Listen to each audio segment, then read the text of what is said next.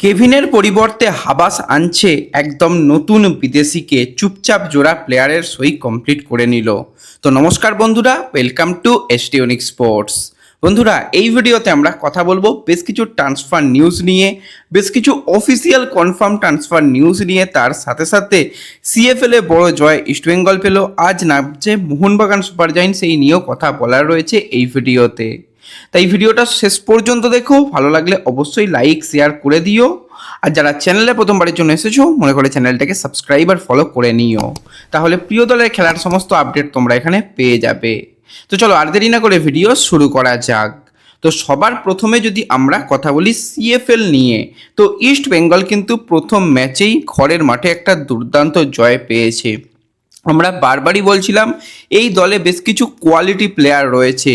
যেরকমভাবে জেসিন পুরো ম্যাচ জুড়ে পারফরমেন্স করলো, জাস্ট অসাধারণ লাগলো। এবছরে জেসিনকে দেখে আরও অনেক ফ্রেশ লাগলো, গোল করার খিদে তার মধ্যে আরও অনেক বেশি, সেটা কিন্তু বারবারই দেখা গেছে। হ্যাঁ, বিষ্ণু বারবারই আটকে পড়েছিল, তারপরও প্রথম ম্যাচের বিচারে আমি বলবো বিষ্ণুও নিজেকে আরও বেশি ভালো পারফরমেন্স করানোর জন্য কিন্তু প্রস্তুত রয়েছে।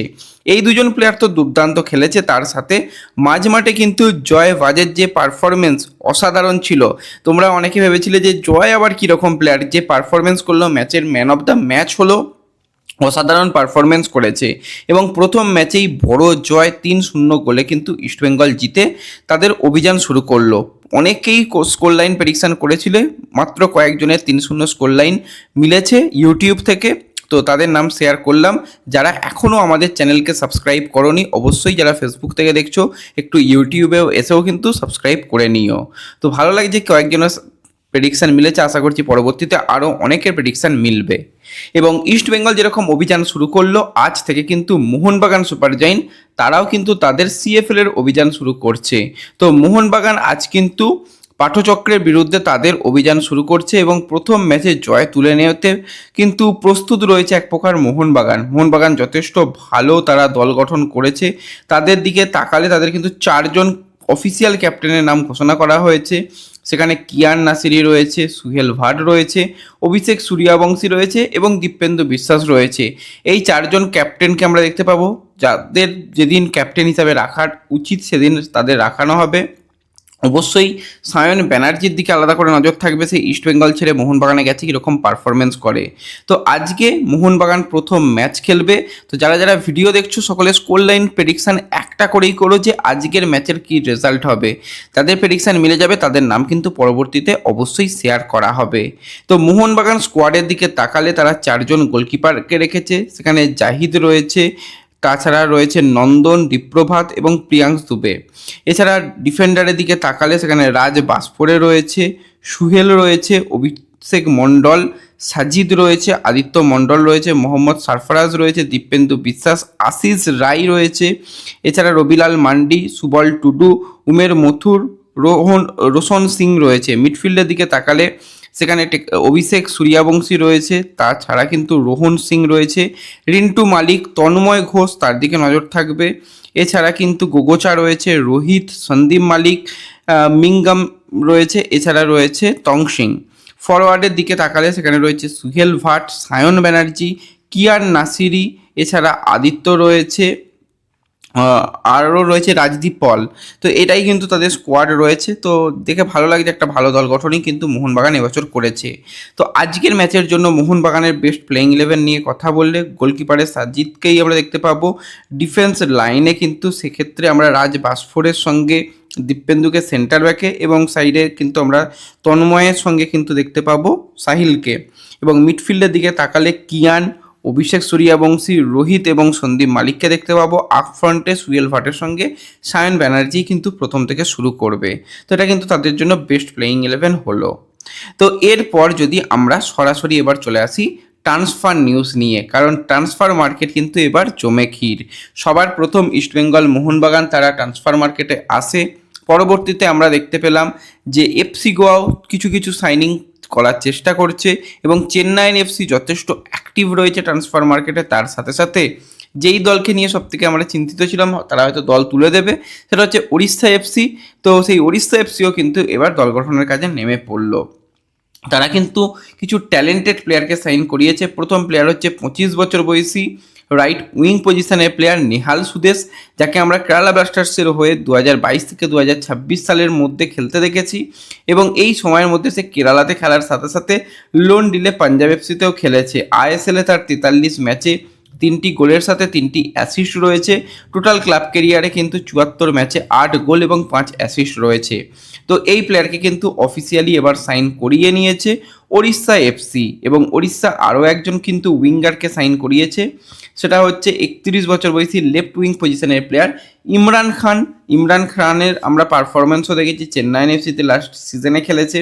তার আগে জামশেদপুর, নর্থ ইস্ট, এটিকে, এফসি গোয়ার মতন দলে তার খেলার অভিজ্ঞতা রয়েছে। ক্লাব ক্যারিয়ারে 146 ম্যাচে তার 8 গোলের সাথে সাথে রয়েছে 14টি অ্যাসিস্ট। তো এই এক্সপিরিয়েন্স প্লেয়ারকেও কিন্তু করিয়ে নিয়েছে। তো এই দুজনের প্লেয়ারের অফিসিয়াল সাইনিং কমপ্লিট হয়ে গেছে। তো ওড়িশা এফসি কমপ্লিট করেছে ভালো সাইনিং।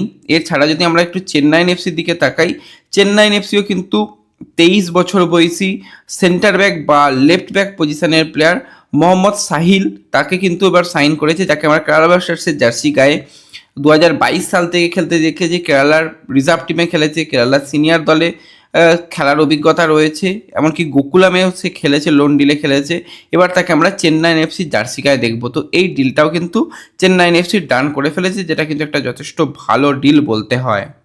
তো এর সাথে সাথে আমরা যদি একটুখানি কথা বলি ইস্ট বেঙ্গলের প্রাক্তন ক্যাপ্টেন সল ক্রেসপোকে নিয়ে, তো 29 বছর বয়সী এই স্প্যানিশ সেন্ট্রাল মিডফিল্ডার বা ডিফেন্সিভ মিডফিল্ডারও তাকে বলা যেতে পারে, সেই প্লেয়ার বর্তমানে ফ্রি এজেন্ট রয়েছে। তাকে নেবার ব্যাপারে চেন্নাইন এফসি ইন্টারেস্ট শো করেছে এবং এর সাথে সাথে এই মুহূর্তে যেরকমটা শোনা যাচ্ছে শুধু চেন্নাই নয়, তাকে নেবার ব্যাপারে কিন্তু বেঙ্গালুরু এফসিও চেষ্টা করছে, কারণ যেই পারফরমেন্স সে তুলে ধরেছে ইন্ডিয়ান ফুটবলে, আইএসএলে তার 51 ম্যাচে 7 গোলের সাথে 5টা অ্যাসিস্ট রয়েছে।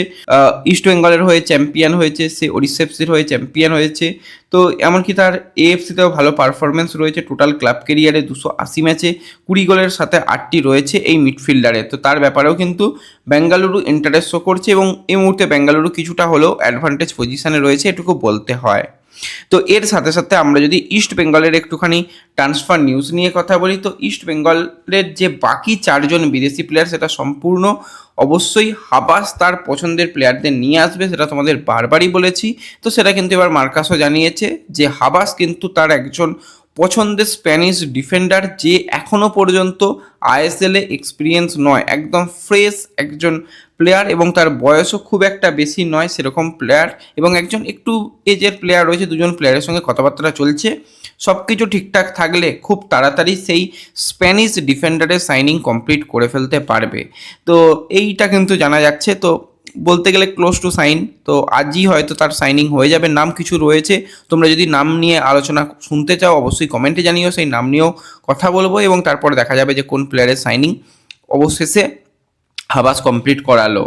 এবং এর সাথে সাথে আমরা যদি একজন এক্সপিরিয়েন্স ইন্ডিয়ান ফুটবলে খেলে যাওয়া বিদেশি প্লেয়ারকে নিয়ে কথা বলি, সেটা হচ্ছে 34 বছর বয়সী ফ্রান্সের সেন্টার ব্যাক পজিশনের প্লেয়ার আলেকজান্ডার কফি। তো এই আলেকজান্ডারকে আমরা দেখেছি কেরালা ব্লাস্টার্সের জার্সি গায়ে কয়েকটা ম্যাচে পারফরমেন্স করতে এবং সেখানে এসে যথেষ্ট ভালো পারফরমেন্স করেছে। বর্তমানে কিন্তু সে ফ্রি এজেন্ট রয়েছে ফ্রান্সের বয়সভিত্তিক জাতীয় দলের দীর্ঘদিন ধরে খেলার অভিজ্ঞতা।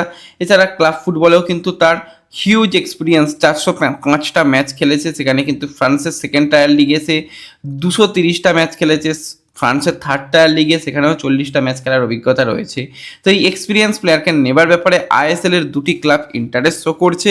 তো দেখা যাক শেষ পর্যন্ত এই আলেকজান্ডারকে কোন দল নিয়ে বাজিমাত করে, সেই দিকে আমাদের নজর থাকবে। তো এই ভিডিওতে এই আপডেটগুলোই শেয়ার করা ছিল। ভালো লাগলে অবশ্যই লাইক শেয়ার করে দিও, চ্যানেলে প্রথমবারের জন্য এলে সাবস্ক্রাইব আর ফলো করে নিও। দেখা হবে পরবর্তী ভিডিওতে। ধন্যবাদ।